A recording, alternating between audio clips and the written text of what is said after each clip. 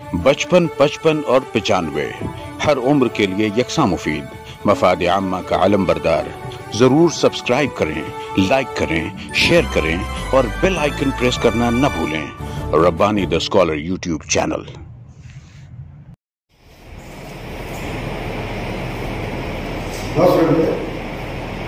ये मेरी पहली कोशिश की है, इसे आप अफसाना समझे या कहानी, इसका उदाहरण मैंने रखा है पहला और आखिरी झूठ। पहला और आखिरी झूठ। अब्दुल्ला खत से भरा हुआ जिस ताकतवर फुर्तीला दिमाग, माँ बाप का अकलौता, 3 बच्चों का बाप, माँ बाप का इंतजार हो, 5 लोगों का परिवार शहर की सबसे बड़ी पुरानी शादी में काम करता है, अकेला 200 किलो का वजन हीन पूरी अकेला अपने कांधे पर लाद कर साजिन से बाहर गाड़ी में लाकर रखता है। नमाज 500 वक्त की पाबंदी से अदा करता है, सच्चा और ईमानदार जवान। सब छोटे बड़ों की इज्जत करता है, इसलिए सब उसको कद्र की निगाह से देखते हैं। आज ईद की चांद रात होने वाली है, इसलिए उसे मजदूरों को पगार भी, बोनस भी ईदी भी दे रहा है और सबको भंडार द्वारा पिकनिक पर जाने का खर्च पकवई के साथ ईद की बासी की फज्र की नमाज पढ़कर यहीं से निकलने की दावत भी दे रहा है।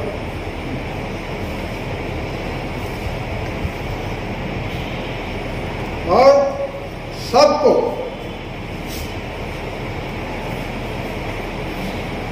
उनके जाने की पकवई के साथ दावत भी दे रहा है और फज्र की नमाज पढ़कर यहीं से निकलने की दावत भी दे रहा है। सबके सब ड्राइवर समेत 17 लोगों का ये काफिला भंडारदरा के लिए फज्र की नमाज पढ़कर निकल पड़ा। 10:30 बजे भंडारदरा अच्छी साफ जगह देखकर दरी बिछाई गई और पहले चाय और नाश्ता तैयार किया गया। उसके बाद दोपहर के खाना बनाने में जुट गए। जोहर के पहले खाना तैयार हो गया, जोहर की नमाज पढ़ी और खाना खाने बैठे।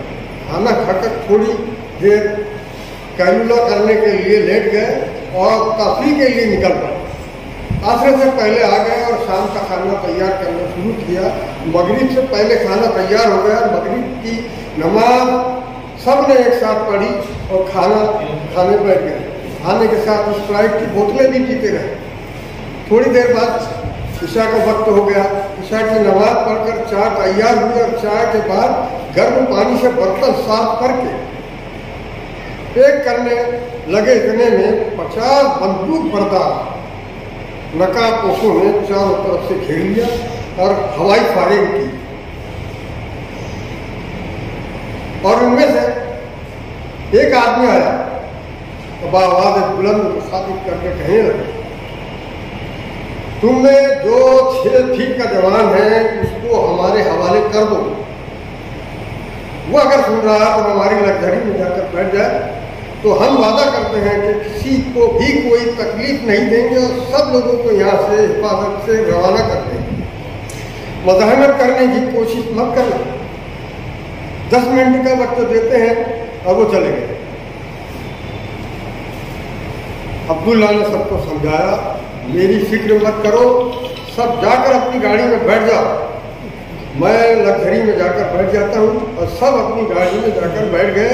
सब के सब बदहवासी के में थे और किसी को होश नहीं था कि लग्जरी का नंबर नोट कर। एक नकाबपोश आया, उसने अब्दुल्ला के साथ वालों से कुछ बात की और उनको कुछ दिया और रवाना कर दिया। इधर लग्जरी भी रवाना हो गई।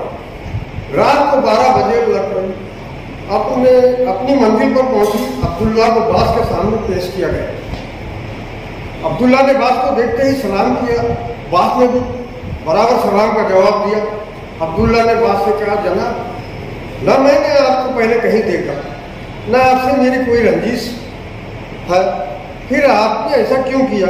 मैं एक गरीब मजदूर हूँ, साजिंग में काम करता हूँ, बोझ होता हूँ, किसी को कोई तकलीफ नहीं देता।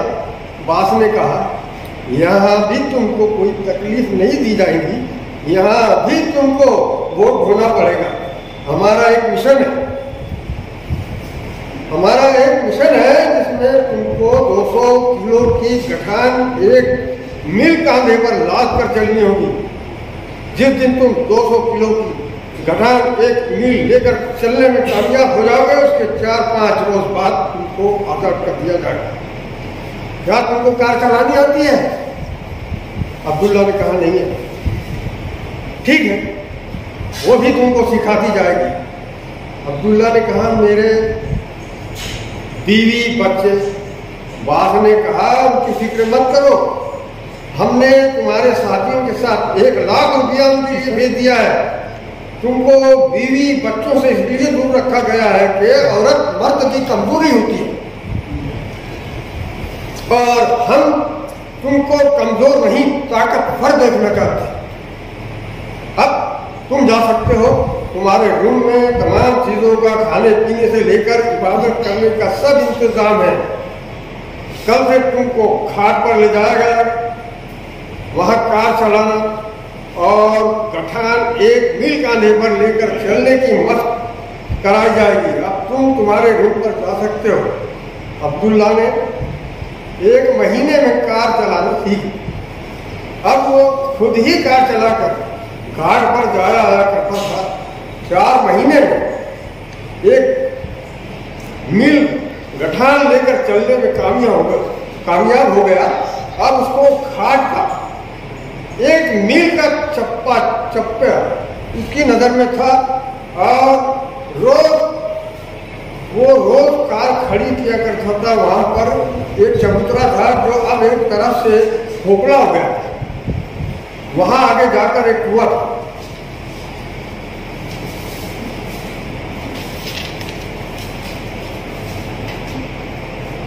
जिसको दलदली कुआं भी कहा जाता।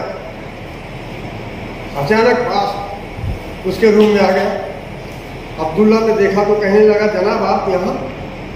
बास ने कहा, मेरी गाड़ी की डिग्गी में से 200 किलो की गठान है, लेकर आओ। अब्दुल्ला फौरन गया और गठान लेकर आ गया। तो बास ने कहा, आप मुझे सिवा तुम्हारे किसी पर भरोसा नहीं रहा, इसलिए मैं तुम्हारे पास आया हूँ। अब्दुल्ला ने कहा, आप हुक्म करें, मैं आपके लिए जान भी पूछ सकता हूँ। बास ने कहा, मुझे तुमसे यही उम्मीद थी। अब मेरी बात गौर से सुनो। कल सुबह नमाज पढ़कर तुमको एक पार्टी को ये गठान देनी है, मगर कब? जब तक मेरे आदमी पार्टी से सारा सामान वसूल कर नहीं लेते, जब तक ये नहीं दोगे। इतना ख्याल रहे। ठीक है, वैसा ही होगा जैसा आपने कहा, मगर मुझको कहाँ जाना होगा? बास ने कहा, वहीं घाट पर जहाँ तुम रोज जाया करते हो, वहाँ एक कुआं है। अब्दुल्ला ने कहा, वो दलदली कुआं? बास ने कहा, हाँ। उसके आगे अब्दुल्ला ने कहा, जो नीचे एक बड़ा मैदान है। बास ने कहा, उसी में। ठीक, आप बेफिक्र होकर जाइए, वैसा ही होगा जैसा आपने कहा। और बात चला जाता। दूसरे दिन अब्दुल्ला फजर की नमाज पढ़कर घाट पर पहुंच जाता है। कार खड़ी करता है जहां रोज खड़ी करता है। गठान लेकर आगे बढ़ता है तो गोलियों की आवाज़ के कानों में गूंजती है, और वो कुएं से 10-15 कदम आगे हो जाता है। नीचे मैदान का सारा मंजर उसकी आंखों में कहने लगता है। नीचे दोनों पार्टियों के आदमी इनकाउंटर में मारे जा चुके हैं। पुलिस ने सारे सामान पर कब्जा कर लिया है। अब्दुल्ला ने उल्टे पाव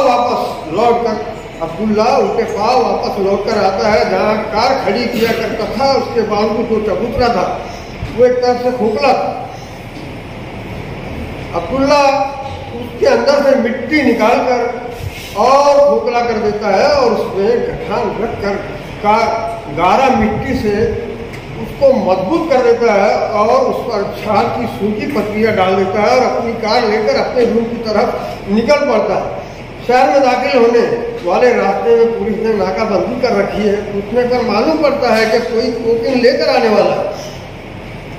जब अब्दुल्ला की गाड़ी की तलाशी ली जाती है तो उसके कत्तों के बैग में कोकीन का बड़ा पैकेट निकलता है तो पुलिस उसको गिरफ्तार कर लेती है और उस पर अदालत का संगीन जुर्म इल्जाम लगाकर 20 साल की सजा सुनाई जाती है। अब्दुल्ला का किरदार जेल में अक्सर देख कर जेलर उसको उसकी 5 साल की सजा कम करवाता है और उसको 15 साल में रिहा कर दिया जाता है। सर्दी का जमाना है। अब्दुल्ला ने हाथों में दस्ताने और सर पर हेड पहन रखी है। वो बाहर आया तो उसके इंतजार में पहले से एक शख्स कार लेकर खड़ा था। अब्दुल्ला करीब आया तो उस शख्स ने अब्दुल्ला से हाथ मिलाया और कहा, मैं फर्नांडिस और तुमको लेने आया। अब्दुल्ला उसके साथ कार में बैठ गया और कार बम्बई की ताजमहल होटल पर जा रुकी। कमरा पहले से बुक था। फर्नांडिस उसको रूम पर लेकर गया और जिस चीज़ की भी ज़रूरत हो ऑर्डर दे के मंगवा लेना, 2 दिन आराम कर लो तो फिर आओ। और वो चला गया। अब्दुल्ला ने रूम का पर्दा हटाया तो सामने गेट ऑफ इंडिया और समंदर का मंजर नजरों के सामने था। अब्दुल्ला 2 दिनों तक होटल से बाहर नहीं गया। तीसरे दिन सुबह फर्नांडिस आ गया और सामान पैक करने के लिए कहीं लगा। अब्दुल्ला ने सामान पैक करते करते बास के बारे में पूछा। फर्नांडिस ने कहा, वो तो जिस दिन तुमको सजा सुनाई गई थी उसी रोज उसने ये दुनिया छोड़ दी थी। अब्दुल्ला ने कहा, उसकी बीवी बच्चे? फर्नांडिस ने कहा, उसने शादी ही कब की थी तो उसके बीवी बच्चे हो। अब्दुल्ला ने कहा, उसकी जायदाद? उसके बारे में पूछा तो फर्नांडिस ने कहा, ये जायदाद मैंने अपनी हिकमत अमली से अपने नाम कर ली। अब्दुल्ला ने कहा, अच्छा, वो रेड भी तुमने ही गिरवाई थी?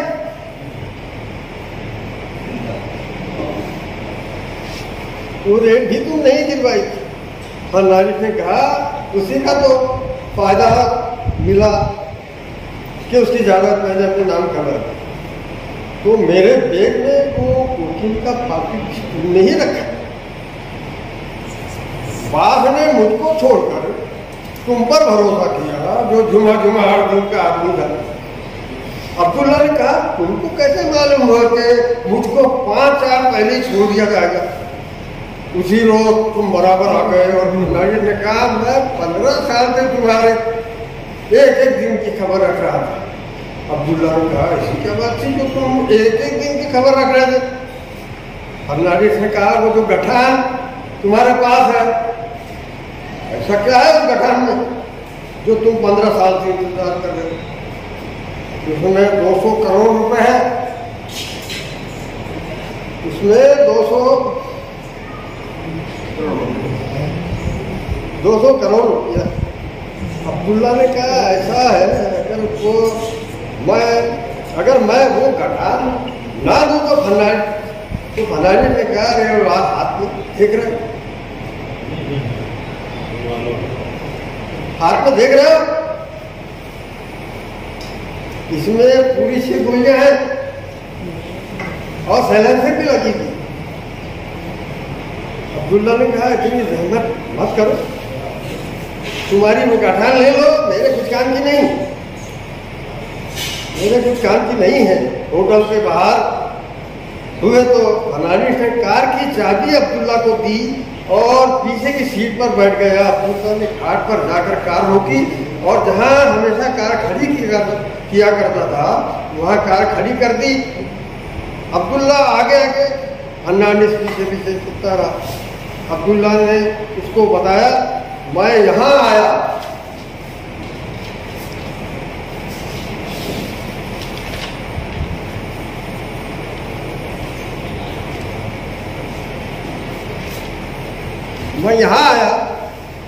तो मेरे कानों में गोलियों की आवाज़ आने लगी और मैं जब दलदली कुएं से 15-20 कदम आगे बढ़ा तो मुझको नीचे का सारा मंजर नजर आ गया। पुलिस दोनों पार्टियों के लोगों का इनकाउंटर कर चुकी थी और सारा सामान अपने कब्जे में ले चुकी थी। मैं उसके पास यहाँ लौट कर आया और इस दलदली को उन्होंने गठान डाल दी। अब उसको ना तुम अकेले निकाल सकते हो, ना मैं अकेला निकाल सकता हूँ। अब बगैर मजदूर और या लेबर के वो निकल नहीं सकते। अब्दुल्ला ने ऐसे ही बातों बातों में फर्नांडिस को उलझाकर उसके हाथ को झटका दिया और उसके हाथ से बेवाज छूट कर नीचे गिर गई। अब्दुल्ला ने फौरन उठा ली और 3 गोलियां दाग दी। फर्नांडिस का कांता बना। क्या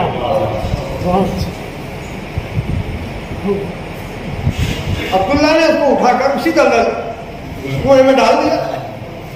देवरान जी उसी में डाल दी। उसकी कार को घाट की गहरी खाई में ढकेल दिया और थोड़ी देर बाद अब्दुल्ला वही गठान अपने कांधे पे लाद कर अपनी मंजिल की तरफ एक खौफ खतर चला जा रहा। इधर अब्दुल्ला के साथ वाले इतने बदमाश थे कि लड़घरी के नंबर भी नोट नहीं कर सके और उसी पर फांसी के हालत में अपने शहर पहुंचे और सेठ को सारा माजरा सुनाया। और वो 1 लाख जो उन्होंने अब्दुल्ला की बीवी को दिए थे, देने के लिए दिए थे, सेठ को दिए और सब लोग अब्दुल्ला के घर गए। उसकी बीवी को सारा हाल सुनाया और वो 1 लाख रुपया उसको दे दिया। सेठ ने तसल्ली भी दी और कहा अब्दुल्ला जब तक आ नहीं जाता जिस चीज की जरूरत हो मन ले। मगर अब्दुल्ला की बीवी बहुत खुददार थी, हिम्मती, मेहनती। उसने 1 लाख रुपए में किराने की दुकान शुरू की। फजर की नमाज के बाद भारी मार्केट से अदरक, प्याज, लहसुन, हरी मिर्ची, कोतमीर, टमाटर, पान, कच्चा सुपारी भी लाना शुरू किया। दुकान अच्छी चलने लगी, गुजारा अच्छे ढंग से होने लगा।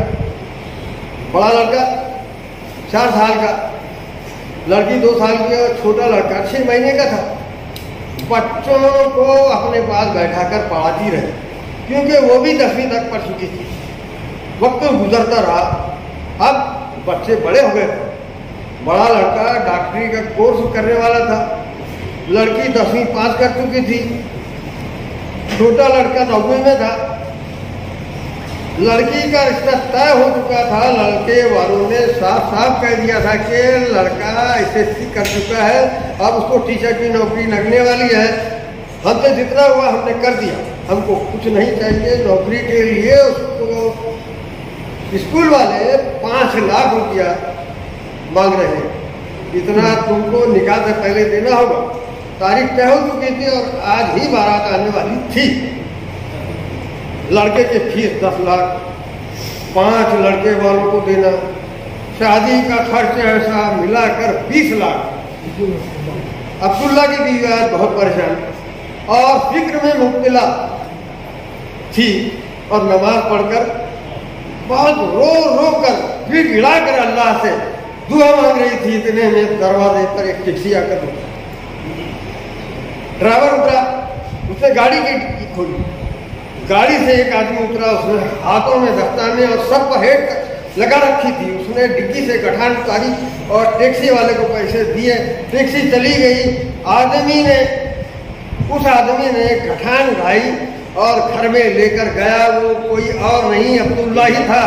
क्या उसकी बीवी की दुआ अल्लाह ने कबूल कर ली। अब उसके घर में बाहर आ गई थी और घर गुलजार था। क्या आदिल फारूकी साहब अपनी तकलीफ यहाँ पर पेश कर रहे थे। इस पर जो सामान्य तबसरा करना चाहे मुझे।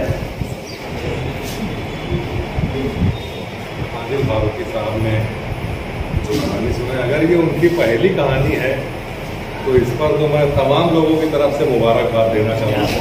बहुत तसल्सल के साथ आपने कहानी सुनाई और एक सादा दिल इंसान जैसा सोच सकता है, नमाज की पाबंदी और कैरेक्टर का किरदार का नाम अब्दुल्ला और तमाम मुसीबतों से गुजर कर उसे जो हासिल हुआ, तो बहुत अच्छी कहानी थी। मेरी जानिब से मुबारक। 55, 55 और 95 हर उम्र के लिए यकसा मुफीद मफाद आम्मा का आलम बरदार।